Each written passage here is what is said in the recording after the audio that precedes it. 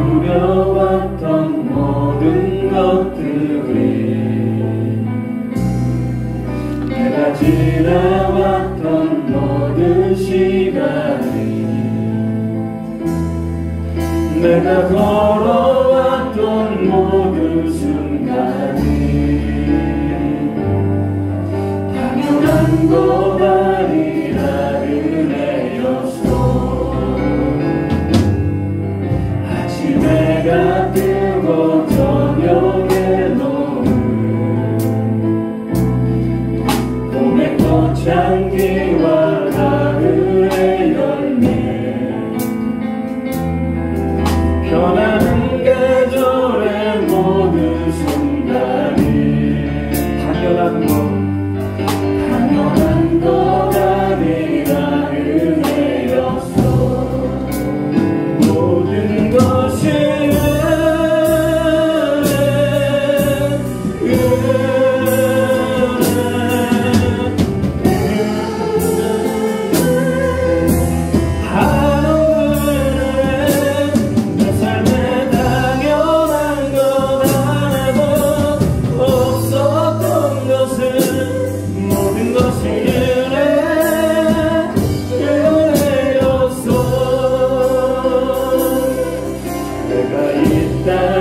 태어나 사는 것 어린아이 시절과 지금까지 숨을 쉬며 살며 꿈을 꾸는 삶 당연한 것 아니라 은혜였어. 내가 하나님의 자녀 하나님의 자녀로 살며 오늘 찬양하고 예배하는 삶 복음을 전할 수 있는 축복이 당연한 것 아니라 은혜였어.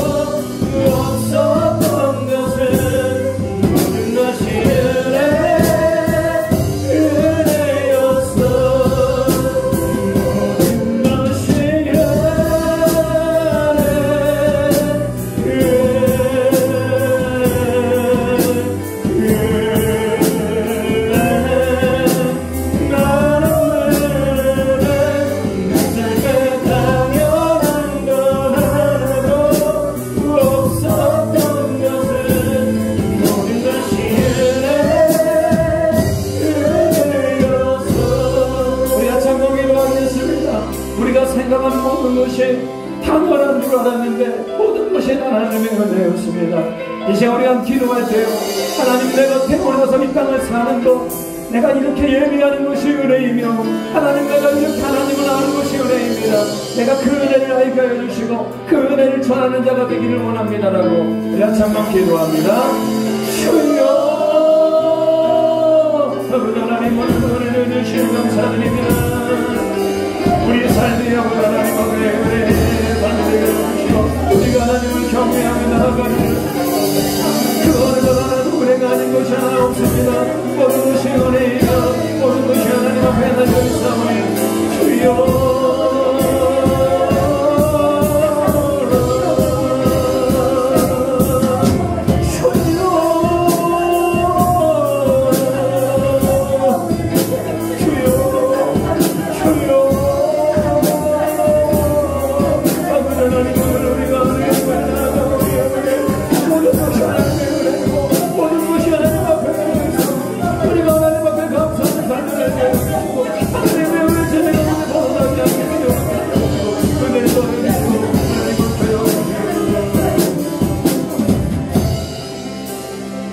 우리 하나 더 기도합니다. 우리는 마땅히 예배하고, 우리는 아침이 있고, 우리는 저녁이 있고, 먹을 밥이 있고, 봄에 꽃향기도 있고, 가을에 열매도 있습니다. 특별히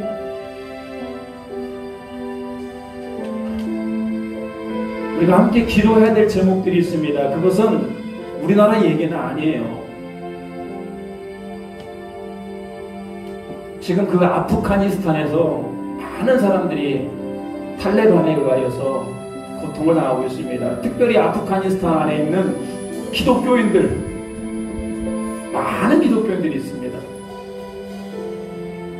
그들의 생명이 위험하고 그들을 어떻게 해야 됩니까? 자, 이 시간 우리 한번 기도했으면 좋겠어요. 우리가 누리는 이 평범한 것들이 그들에게는 꿈입니다. 어서 그들이 자유를 찾게 하시고, 하나님이 위급한 상황 가운데 하나님께서 아프가니스탄 이 땅을 불쌍히 여겨주시라고, 어서 속히 좋은 선진국들로 잘 이동이 될 수 있도록 주님 붙들어주시고, 탈레반의 무장도 해체해 주시고, 하나님 모든 것들이 하나님의 은혜 가운데 그 나라를 불쌍히 여겨달라고 같이 한번 우리 충고하는 마음으로 기도하겠습니다. 주여,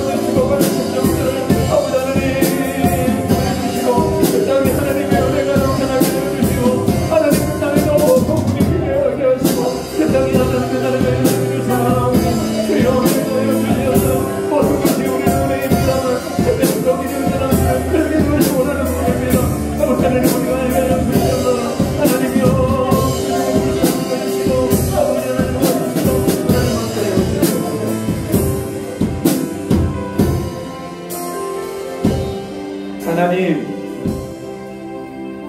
우리가 누리는 모든 것들이 당연한 것 같았는데 돌이켜 생각하면 모든 게 다 하나님의 은혜입니다. 오늘 이렇게 우리가 예배하는 것도, 좋은 환경에서 하나님을 예배하는 것도 얼마나 큰 은혜입니까?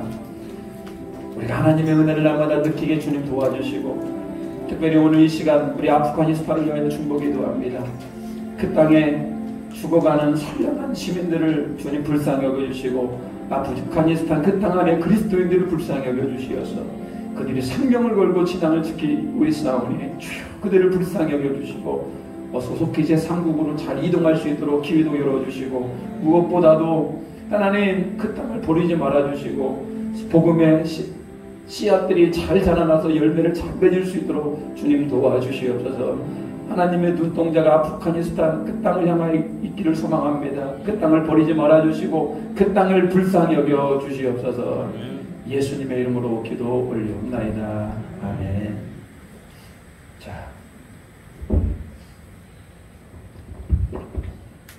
자, 할렐루야. 자, 오늘도 좀 무거운 기도의 제목으로 좀 시작을 해봤습니다. 아프가니스탄. 네, 심각합니다. 그래도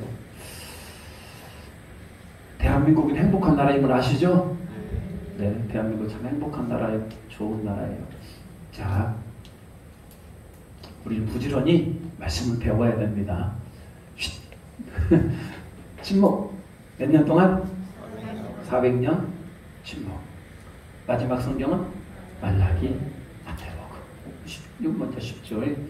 자, 열방들이 나타나죠. 어떤 나라? 헬라. 헬라는 뭐가? 언어. 다음에요, 로마는, 이스라엘은 천국을 소망하게 되고, 다음에 로마는 길을 뚫어요. 내시가 한복음. 자, 우린 잘 알아요, 여기까지. 시작. 400년 침묵. 말라기, 마태복음. 열강들, 헬라, 언어, 이스라엘, 소망, 로마는 길, 내시가 한복음. 근데 너무나 중간길을 잘 알 수 있습니다. 자, 지도를 깝니다. 자, 예수님 어디서 탄생하십니까? 베들레헴에서 예수님 탄생하시고, 예수님 어디서 자라시죠? 나사렛에서 목수를 하시고요. 그러다가 나이 30세 요단강에서 세례를 받으셔요. 그리고 난 다음에 유대 광야에서 시험을 받으시죠. 그리고 예루살렘에 들어가서 누구를 만나죠? 니고뎀을 만납니다. 니고뎀에게 뭘 가르쳐 줍니까? 거듭남에. 그리고 수가라고 하는 곳에서 우물가 여인을 만나고 다시 나사렛으로 와서 환영합니까? 쫓아냅니까? 배척하죠. 어디로 갑니까? 나사렛에서 가버나움으로 배척을 당합니다. 우리는 그래서 율동을 해보면요, 베들레헴부터 가겠습니다. 시작. 베들레헴 탄생, 나사렛 목수, 요단강 세례, 광야 시험, 예루살렘 거듭나, 수가 우물가 여인, 나사렛 배척. 어디까지입니까? 가버나움. 와우, 좋아요. 성경이 생각보다 쉬워요. 생각보다 쉬워요. 저는 이 모션이 정말 대단하다고 생각해요. 제가 만든 건 아니지만 제가 어디서 배워갖고 온 겁니다만 정말 대단하다고 생각해요. 어떻게 성경을 이렇게 잘 요약했는지 모르겠어요. 자, 그러고 난 다음에 가버나움의 8대 사역 기억하십니까? 가버나움의 8대 사역 딱 기억해야지. 처음에 뭐 12대자, 그 다음에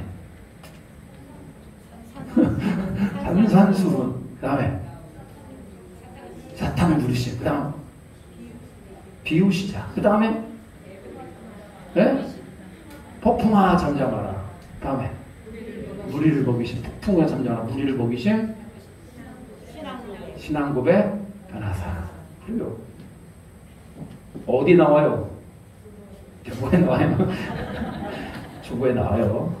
자, 다시 가버나움부터 하겠습니다. 시작. 가버나움 12제자 산산수훈 사탄을 누르심 비우시자 폭풍아 잠잠하라 무리를 먹이심 신앙고백 변화사.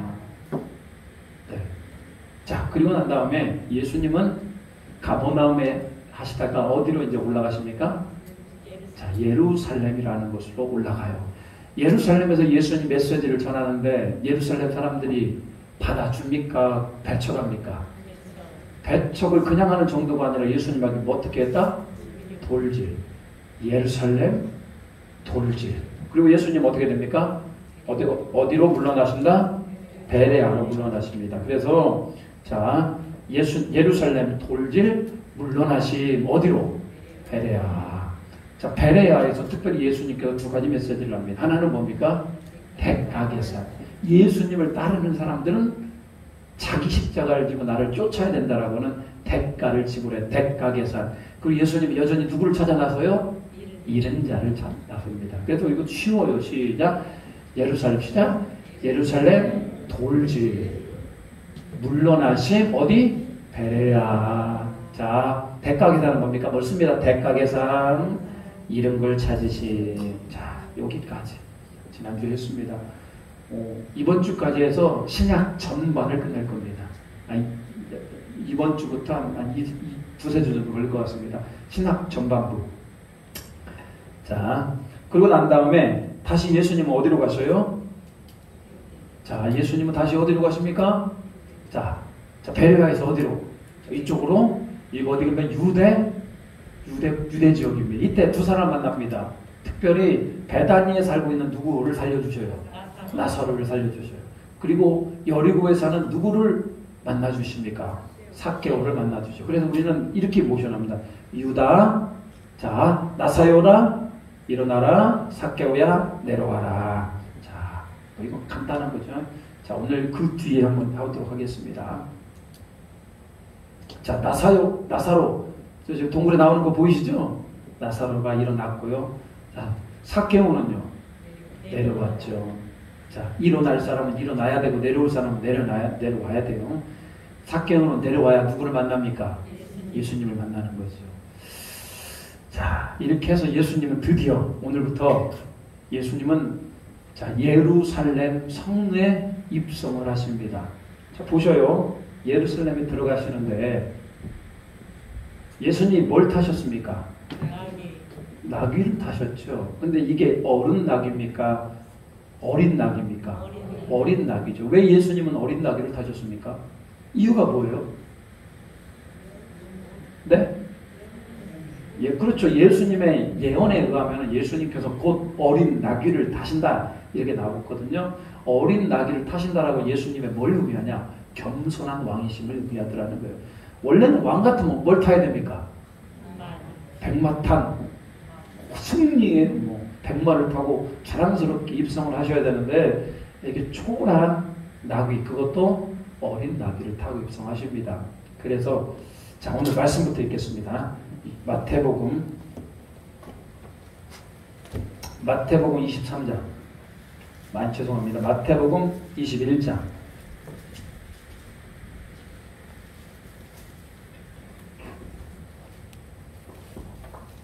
마태복음 21장 1절부터 11절 말씀입니다. 자, 같이 한번 교독합니다. 1절입니다. 자, 그들이 예루살렘 가까이 가서 감람산 벳박에 이르렀을 때 예수께서 두 제자를 보내시며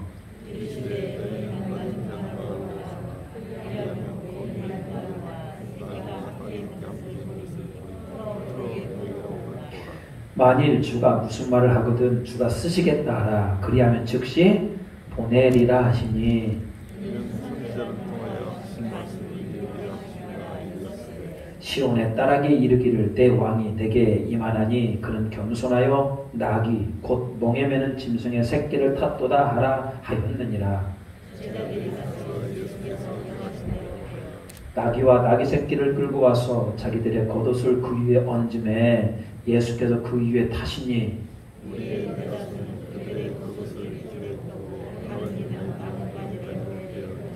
앞에서 가고 뒤에서 따르는 무리가 소리 높여 이르되 호산나 다윗의 자손이여 찬송하리로다.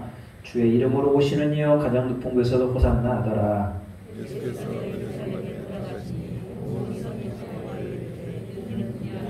같이 읽겠습니다. 우리가 이르되 갈릴리 나사렛에서 나온 선지자 예수라 하니라. 아멘.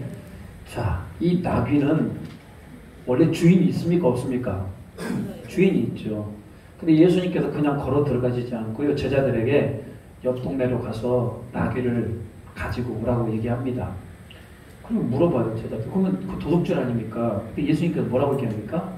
주가 쓰시겠다 하라. 제자들은 실제로 가서 나귀를 풀고 있는데 그 옆에 임자가 있었습니다. 주인이 왜 풀어가시오? 그러니까 제자들이 뭐라고 얘기합니까? 주가 쓰시겠다. 아니 그러니까 그 주인이 기꺼이 내어드리죠. 단순한 것 같은데 그 주인은 내가 주님을 위해서 내가 뭔가를 내놓아야 되겠다. 평상시 뭔가 결단했던 사람 아니겠습니까? 제자들에게 그 말을 들었을 때 선뜻 자기의 것을 내놓았더라는 거예요. 자, 여러분 인생에 우리 주님을 쓰시겠다라면 여러분의 것들을 내놓으시겠습니까? 별로 답이 없네. 뭐 생명 드리라고 할 것 같아요. 물론 뭐 생명까지 내놓으면 좋겠죠. 우리의 시간, 그러잖아요. 우리의 열심, 우리의 재정, 때는 우리의 건강, 이런 모든 것들 다 주님 앞에 내어놓을 수 있는 우리 모두가 되길 바랍니다. 그래서 그리스도인들은 여러분 순교하라면 여러분 부담돼요? 안 부담돼요? 순교하라면 부담 안 됩니까? 순교하라면 부담이 되죠. 근데 살짝 바꿔볼게요. 순직이라고 들어보셨습니까? 순직. 너무 내가 내 일을 너무 열심히 하다 보니까 너무 열심히 하다 지쳐가지고 어떻게 한 겁니까? 무리해서 과로로 인하여 죽게 되는 것을 얘기합니다. 우리 그리스도인들은 순교, 누군가 나를 죽이지 않아. 그건 좀 감당하기 어렵지만 내가 주님의 일을 열심히 하다 보니까 이제 다 지쳐가지고 어떻게 하는 거? 몸이 닳고 닳아가지고 이제 주님 앞에 가는 것. 그런 순직의 은혜가 있길 바랍니다. 그래야 될 거 아니겠습니까? 닳고 닳아가지고. 자, 주님께서 쓰시겠다라고 하니까 기꺼이 이 어린 나귀 새끼를 놓았습니다. 예수님은 어린 나귀 새끼를 타고 이렇게 입성을 하시는데 이 많은 사람들이 예수님을 환호하죠. 이게 뭡니까? 자꾸 흔드는 게. 이 나뭇가지, 이게 무슨 나뭇가지일까요? 이게 종려나무. 이스라엘에 가면요, 종려나무가 많이 있어요. 우리나라 같았으면 뭘로 흔들었을까요? 소나무로 흔들었겠지. 우리나라 같았으면 자, 종려나무 가지로 막 흔들었습니다. 왜 흔들었을까요? 예수님을 환영한다 이런 얘기죠. 그리고 바닥에는요, 뭘 깔아드립니까? 자기의 옷과 종려나무를 깔았어요. 그런 이유는 뭡니까? 예수님은 누구다? 위에 왕이다 이런 얘기죠. 자, 승리입소 예루살렘에 들어가십니다. 이 들어가신 날이 요일로 말하면 몇 요일이다? 일요일이다. 일요일. 그래서 예수님께서 이렇게 예루살렘에 들어가신 그 일요일 날 종려나무를 흔들었다고 해서 우리는 그 주일을 무슨 주일이라고 부릅니까? 종려주일이라고 부르는 거예요. 자, 옛날에는 뭐 고난주일이라고 불렀습니다만 요즘은 그냥 다 종려주일이라고 부릅니다. 자, 백성들이 열광을 해요. 종려나무를 꺾어서 환영합니다. 백성들이 뭐라고 외칩니까? 시작! 일단 호산나 다윗의 자손이요. 찬송하리다. 호산나 여러분 많이 들어보셨죠? 호산나 호산나 호산나 높은 곳에서 우리 찬양도 많이 부르고 호산나 이름이 참 좋잖아요. 호산나. 자, 그 뜻이 뭡니까? 호산나 우리를 구원하소서. 여러분 호산나라고 하는 말 자체도 굉장히 좋은 말입니다. 우리를 구원하소서. 누구에게 하는 얘기입니까?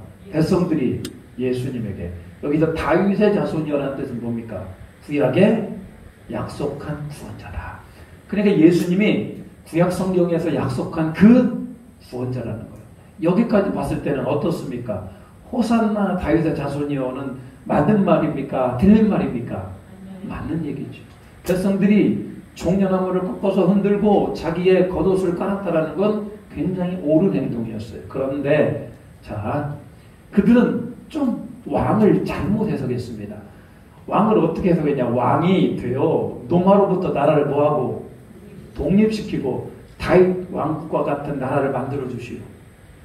이게 이스라엘 백성들의 생각이었더라요. 어서 속히 우리의 왕이 되어서 로마로부터 우리를 독립시켜서 강력한 나라를 만들어 주시오. 예수님이 꿈꾸는 왕은 어떤 왕이었습니까? 우리 죄를 위해서 십자가에 못 박혀 죽으시고 우리를 구원해 주시는 구원의 주 되시고 모든 인류의 왕이 되는 것. 이스라엘의 왕이 되는 것이 아니고 모든 인류의 왕이 되시기를 원했죠. 자, 분명히 차이가 납니다. 이게 차이가 나니까 이 뜻대로 안 되니까 결론적으로 예수님은 어떻게 한 거예요? 십자가에 못 박은 거 아닙니까? 이렇게 열광하던 사람들이 생각해 보세요. 저렇게 열광하고 종려나무까지를 꺾었으면 끝까지 열광해야 될 거 아닙니까? 확 변한 이유는 뭡니까? 로마로부터 나라를 독립시킬 그런 사람이 아니라는 거예요. 다윗의 왕국 일으킬 만한 사람이 아니라는 거예요. 그러니까 예수님은 오히려 십자가에 못 박으소서 그들이 그렇게 얘기했던 거 아니겠습니까? 자, 이렇게 해서 승리하며 입성하셔요. 자, 일요일날 예수님께서는 입성을 하시고 자, 예루살렘에 일요일을 보내고 난 다음에 다음 날 월요일입니다. 월요일. 예수님께서 예루살렘에 들어가서 가장 먼저 하신 일은 뭘까? 그것은 바로 어디에 들어가십니까? 성전에 들어가셔요. 자, 이게 지금 뭡니까? 성전에서 장사하는 사람들의 상을 어떻게 해버립니까? 엎어버리죠. 뒤에 비둘기 파는 사람들을 다 어떻게 합니까? 쫓아내버리죠. 예수님께서 월요일 날, 예수님께서 월요일 날 어디에 들어가신다? 예루살렘 성전에 들어가신다. 예루살렘이라고 하는 도시의 가운데 중앙에 뭐가 있습니까? 예루살렘 성전이 있어요. 여러분, 성전 안에서 하는 일이 뭡니까? 하나님을 예배드리고 제사하는 거잖아요. 제사 드릴 때는 뭘 항상 가지고 갑니까? 짐승의 피가 필요하지 않습니까? 그 짐승의 짐승을 어디서 팔습니까? 예루살렘 성전 입구에서 팔고 있더라는 거예요. 그런데 좋은 의미로 팔았습니까? 그걸 팔아가지고 지나치게 제사장들이 많은 이득을 챙겼습니까?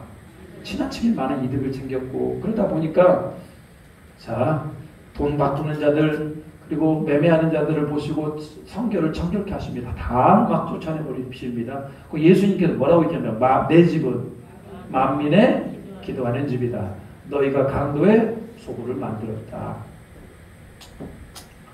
그래서 예수님께서 월요일 날 성전을 깨끗게 하신 것, 만민이 기도하는 집이다 라고 말씀을 하셨죠. 자, 성전은 곧 지금 무엇을 의미합니까? 우리의 몸을 의미하죠. 그래서 우리가 여러분 가장 먼저 해야 될 게 뭐겠습니까? 우리의 몸을 깨끗하고 정결하게 만드는 게 가장 중요한 거 아니겠습니까? 어떻게 여러분은 좀 정결합니까?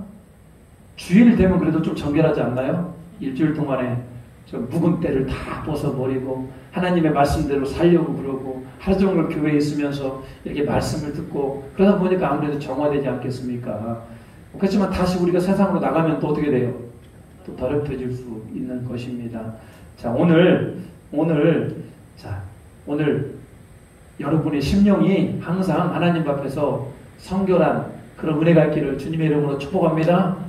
그리고 더 나아가서는요, 여기 보면요, 내 집은 만민의 뭐하는 집이다? 기도하는 집이다. 그래서 우리 에덴 장로교회 이곳이 항상 뭐하는 곳? 기도하는 곳이 되었으면 좋겠다. 이런 생각을 해보게 됩니다. 그래도 저희 교회를 보면은 제가 느끼는 게 있어요. 그래도 이 기도하시는 분들이 그래도 꽤 많이 있어요. 낮에 와서 기도하시고 밤에도 기도하시고, 그래도 우리 교회는 힘없이 기도하는 분들이 돌아가면서 기도를 하셔요. 근데 이제 안타까운 것은 많은 교회들이 낮에 동안 교회 문을 어떻게 합니까? 닫아놔요. 닫아놔. 제가 옛날에 광고할 일이 있어서 전주 시내를 돌아다니면서 이렇게 다 방문을 한 적이 있어요. 근데 너무나 놀라운 건 교회들이 문이 거의 다 닫혀 있어요. 큰 교회들은 열려 있는데 다 닫혀 있어요. 아무 때나 가서 기도하고 아무 때나 가서 하나님을 만나고 이런 게 쉬운 게 아니더라고요. 자, 우리 사랑하는 우리 에덴 장로교회 항상 열려 있으면 좋겠는데 밤에는 닫혀 있어요. 밤에는 닫혀 있는데 낮에는 항상 열려 있으니까요. 언제든지 와서 우리가 하나님 앞에 뭐 할 수 있으면 좋겠다? 기도할 수 있는 우리 모두가 되길 바랍니다. 또 열쇠들 다 갖고 계시니까요. 얼마든지 하나님 앞에서 기도할 수가 있는 겁니다. 교회는 만약에 교회가 기도가 이렇게 살아나면요, 그 교회가 부흥하지 않겠습니까? 당연한 거예요. 당연한 거예요. 여러분 생각해 보십시오. 교회가 기도가 없어요. 사람들이 낮에 교회 오지도 않아. 누구 하나 기도하는 사람도 없는데 부흥이 된다? 기적 아닙니까? 그거 기적 아니에요? 어떻게 그렇게 기도가 없는데 부흥이 돼? 반대로 얘기해 보겠습니다. 막 기도가 많아요. 근데 그 교회가 부흥이 안 돼. 그것도 기적이네. 아니죠. 기다리면 하나님께서 뭐 할 것이다? 사람을 보내주시고 그 교회 가운데 은혜를 부어주시는 거예요. 그러니까 저는 우리 교회가 여러분들 우리 교회 현실을 좀 보자고요. 우리 이 동네 지역을 보십시오. 우리가 지식적으로 뛰어납니까? 다른 교회에 비해서 우리가 지식적으로 뛰어날 수 있는 건 아니잖아요. 나이가 젊어요? 그러지도 않잖아요. 그리고 그렇다고 해서 우리가 더 활동적인가? 그렇지 않아요. 그렇다면 우리가 진짜로 에덴 장로교회가 더 깊이 파고 더 깊이 사모해야 될 것이 바로 뭐다? 기도, 예배. 자, 기도와 예배를 사모할 수 있는 우리 모두가 되길 바랍니다. 우리는 할 수 있어요. 우리는 할 수 있어요. 누구든지 교회 오면은 압도할 수 있는 성령의 기름 부으심. 그게 다 어디서 나온다? 여러분의 심령의 기도가 쌓여질 때 나오더라는 거예요. 어떤 분이 교회에 왔는데 교회 은혜가 많이 넘쳐난다 이런 얘기를 들어야지. 딱 교회 왔는데 교회가 너무 깝깝하고 팍팍합니다 이러면 되겠습니까? 이런 영적인 건 다 어디에서 승부가 난다? 기도하는. 자, 기도하는 우리 애들 장로교회가 되길 바랍니다. 저도 열심히 기도할 테니까 여러분들 열심히 한번 기도해 보자고요. 열심히. 자, 이렇게 해서 성전을 깨끗하게 합니다. 자, 그리고 난 다음에 예수님께서 성전을 깨끗하게 하시고 나와 봤는데, 자, 무화과 나무가 있어요. 그 무화과 나무가 가만히 예수님 배가 고팠던 겁니다. 무화과 나무를 딱 쳐다보니까 열매가 있습니까? 없습니까? 열매가 없어요. 지금 감나무 보시면은 아직 감나무 열매가 익을 때입니까? 안 익을 때입니까? 안 익을 때. 그래도 다 열매 나왔어요? 안 나왔어요? 나왔죠. 이것들이 어떻게 많이 떨어지는가? 제가 돌아다니면서 주워가지고 던져 넣는 게 제 일입니다. 굉장히 많이 떨어져요. 무화과 나무도 마찬가지죠. 아직 무화과 때는 아니더라도 열매가 나와야 됩니까? 안 나와야 됩니까? 나와야죠. 그 열매가 나오지 않는 거예요. 예수님께서 어떻게 하셨다? 무화과를 저주하셨다. 그럼 예수님은 왜 죄도 없는 무화과 나무를 왜 저주해요? 무화과는 누구를 상징합니까? 이스라엘을 상징합니다. 자, 열매 없는 무화과는 이스라엘을 상징한다. 여러분, 이스라엘 민족에게 하나님께서 뭘 주셨습니까? 하나님의 율법을 주셨죠. 율법대로 살고 율법대로 순종하면 그들이 어떻게 될 것인데 열매를 맺게 될 거 아닙니까? 세례요한은 회개에 합당한 열매를 맺으라고 그랬잖아요. 율법에 순종하는 열매, 회개에 합당한 열매를 맺어야 될 이스라엘 민족이 열매가 있습니까? 없습니까? 없다 이런 얘기죠. 특별히 유대 종교 지도자들 향한 경고라는 거야. 너희들이 맺어야 될 전혀 영적인 열매가 없구나. 그래서 자, 무화과 나무를 저주하니까요. 언제 저주했습니까? 월요일 날 저주를 해요. 그때 무화과 나무가 언제 말라버립니까? 화요일 날 말라버려요. 성경을 연구해 보면은 그 자리에서 즉시 마른 게 아니고 월요일 날 저주했는데 언제 마른다? 화요일 날 마른 겁니다. 자, 저는 여러분에게 좀 물어보겠습니다. 열매 없는 무화과 나무 누굽니까? 누굽니까? 여러분은 아니겠습니까? 그럴 수 있잖아요. 우리가 신앙생활을 30년, 40년, 50년, 60년, 70년 하신 분도 계셔요. 근데 내가 돌이켜보면요. 도대체 내가 하나님 앞에 내세울 만한 열매 하나가 있는가? 내 안에 믿음의 열매가 있는가? 정말로 내가 이 땅을 살아가면서 상황을 따라 선택한 것이 아니고 믿음을 따라 선택한 적이 있는가?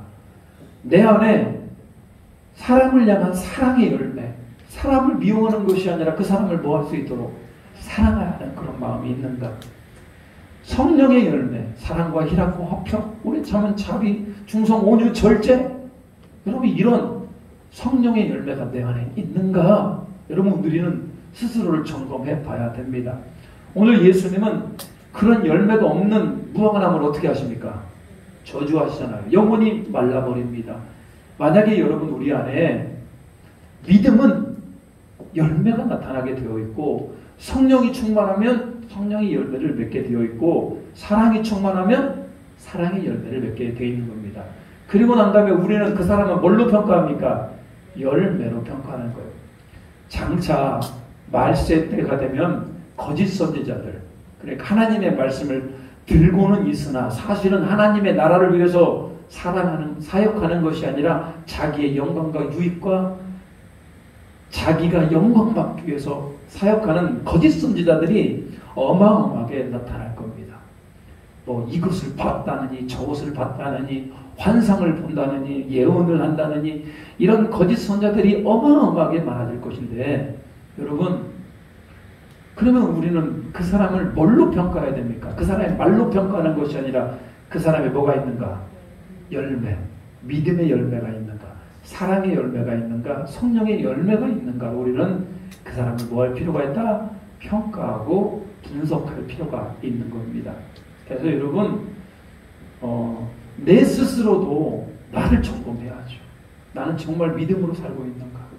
내가 뭔가 선택할 때 내 머리와 내 지식으로 판단하는가? 아니면 하나님께서 기뻐하는 믿음으로 판단하는가? 여러분 꼭 우리 자신을 점검하시기 바랍니다. 여러분들이 목사인 저도 점검을 해야 돼요. 저 목사가 진짜 믿음의 사람인가? 진짜 성령에 이끌려서 목회를 하는 것인가? 아니면 저렇게 말만 번지르 하는 그런 목사인가? 여러분이 저도 평가를 해줘야 돼요. 그리고 잘못한 거 있으면 지적도 해줘야 되고. 자, 우리 교회 오늘 저주받은 무화과나무가 되지 않기를 주님의 이름으로 축복합니다. 우리는 선한 열매 맺어야 돼요. 자, 무화과나무는 언제 말랐습니까? 화요일에 말랐죠. 화요일에. 그리고 난 다음에 자, 오늘은 화요일까지만 할게요. 화요일을 특별히 뭐라고 합니까? 화요일을 뭐라고 부릅니까? 안 보이셔요? 변론의 화요일. 무화과나무가 화요일 날에 말랐죠? 자, 예수님께서 예수님을 공격하려는 지도자들이 누가 있었습니까? 대제사장, 또요, 사두개인, 바리새인, 서기관, 장로. 이 장로는 지금 우리들의 장로하고 달라요. 여기는 이스라엘 민족을 대표하는 일종의 나이 드신 원로라고 생각하시면 됩니다. 원로. 자, 예수님을 공격하는 지도자들이 예수님 앞에 찾아와서 예수님께 물어요. 이 사람들은 자, 예수님을 공격하는 이유가 뭐겠습니까? 예수님의 마음에 안 들어. 첫 번째는 뭐냐? 예수님이 뭐 한다? 신성 모독이다는 거. 신성 하나님을 뭐 했다는 거? 모독했다는 거. 왜 하나님을 모독했느냐? 자기를 누구와 동일하게? 하나님과 동일하게. 예수님께서 뭐라고 얘기합니까? 나와 아버지는 하나다. 와, 대단한 거잖아요. 나와 하나님, 나와 아버지는 하나다. 나를 본 것은 곧 누구를 본 것이다?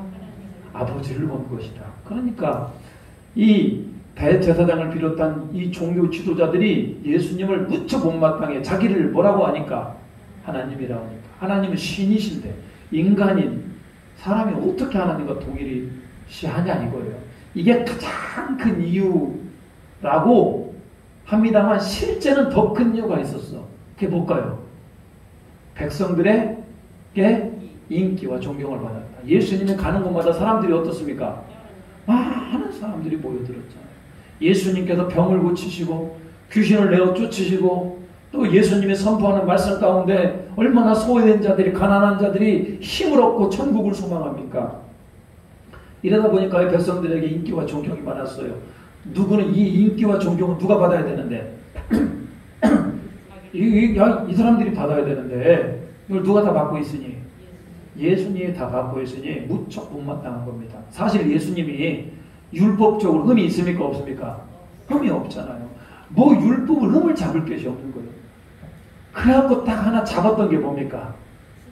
신성모독이라고 하는 이 말.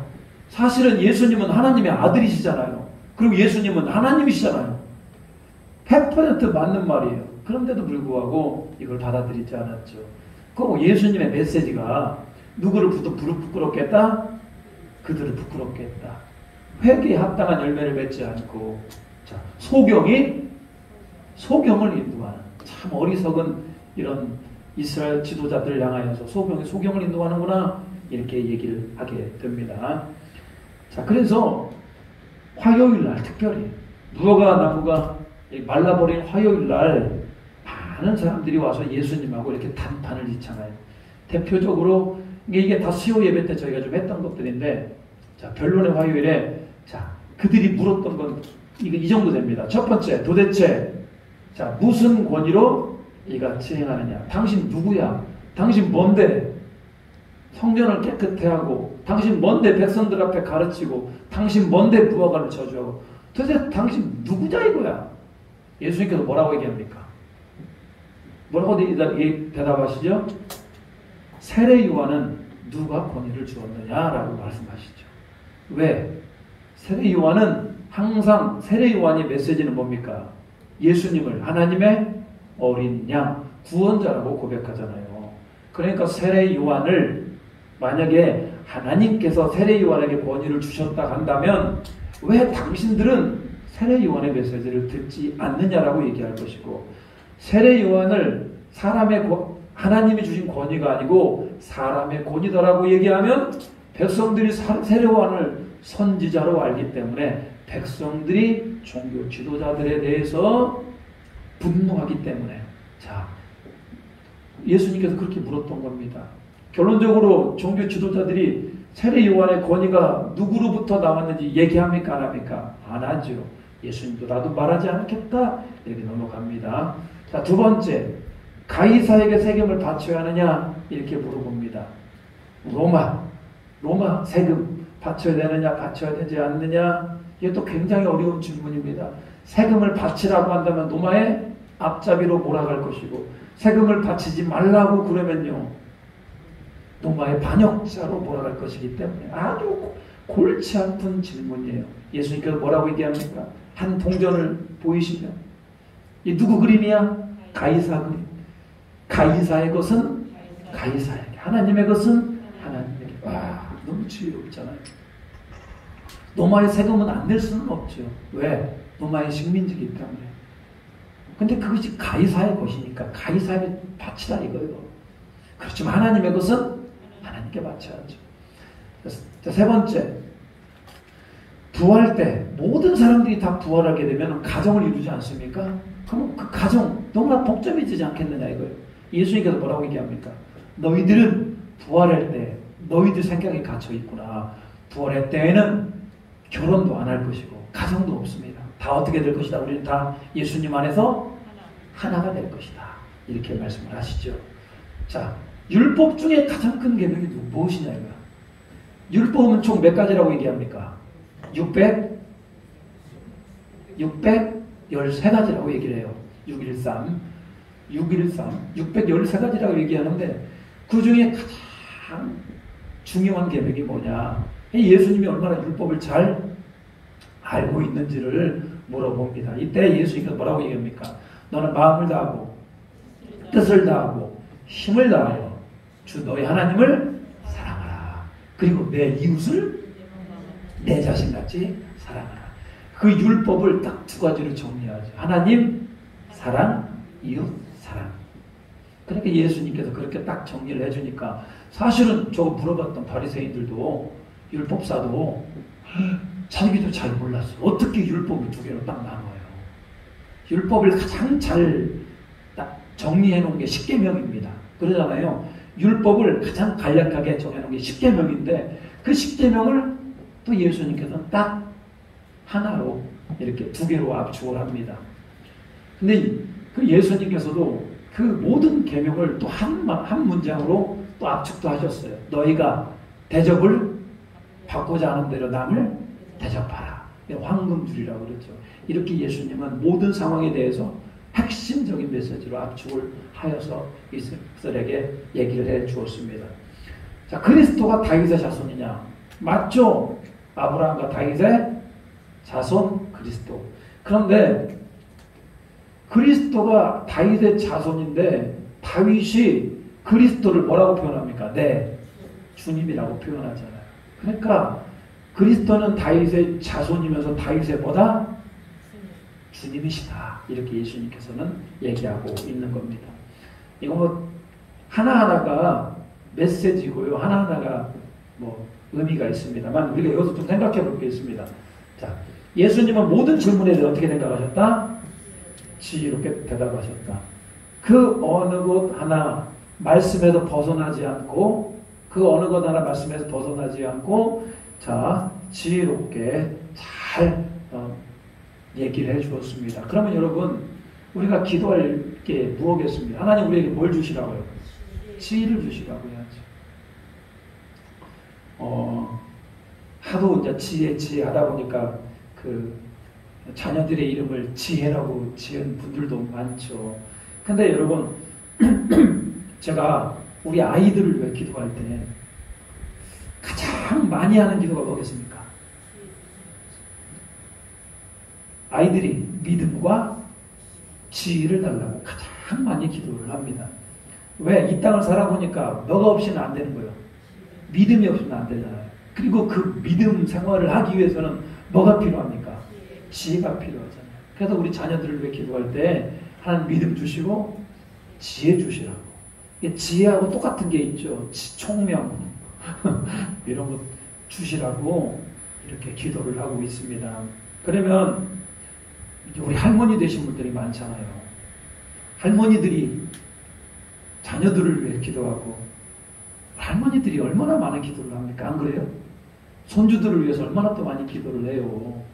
뭐라고 기도해야 되겠습니까? 하나님 우리 자녀들에게 그리고 손주들에게 뭘 주시라고?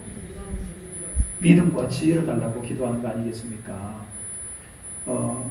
저는 구체적으로 기도합니다. 우리 자녀들을 위해 기도할 때 우리보다 제가 제 아내가 있지 않습니까? 우리보다 우리 아이들이 더 큰 믿음과 지혜를 주시라고 그렇게 기도해요. 우리보다도 더. 왜 제가 그런 기도를 하는지 아십니까? 한국 교회를 제가 가만히 보니까요. 부모들은 믿음이 되게 좋아요. 각 가정마다 부모들은 믿음이 너무나 좋은데 자녀들이 그 믿음을 따라가지를 못해요. 그런 거 보여서요. 그럼 우리는 그렇게 한번 기도해 봤으면 좋겠다. 저는 그런 생각을 해봐요. 하나님은 우리 부모보다도 저보다도 우리 아이들이 믿음이 더 좋고 하나님 더 지혜롭고 하나님을 위하여 크게 쓰임받을 수 있는 그런 아이들이 되기를 원합니다. 자, 꼭 그렇게가 아니더라도요. 이 땅을 살아가면서 지혜가 있어야 돼요. 지혜가 있어야만 우리가 믿음으로 살아갈 수가 있습니다. 지혜가 없으면요. 휘둘립니다. 선과 악을 구별을 할 수가 없거든요. 무엇이 선이고 무엇이 하나님이 기쁜 일인지를 설교 들을 때는 알 것 같아요. 그런데 살면서는요. 멍해집니다. 살면서는요. 상황에 그냥 따라갑니다. 살면서는 말씀이 떠오르지가 않아요. 이 하나님의 귀한 말씀이 내 삶에 떠올라야 되는데 떠오르지가 않아요. 근데 지혜로운 자들은요. 뭔가 향할 때 말씀이 내 안에 막 떠올라요. 하나님의 뜻이구나. 그러면 그렇게 지혜롭게 할 수가 있는 겁니다. 사랑하는 우리 에덴교회 모든 성도님들 안에 그런 지혜의 영이 지혜의 은사가 충만하길 바랍니다. 여러분의 가정이 지혜로 충만기를 주님의 이름으로 축복합니다. 우리 같이 한번 기도할게요. 자, 오늘 예수님은 열매가 없는 무화과나무를 저주하셨어요. 그렇다면 여러분 우리는 열매가 있어야 하지 않겠습니까? 하나님 믿음의 열매가 있게 하시고 사랑의 열매가 있게 하시고 성령의 열매가 내 안에 맺히기를 바랍니다라고.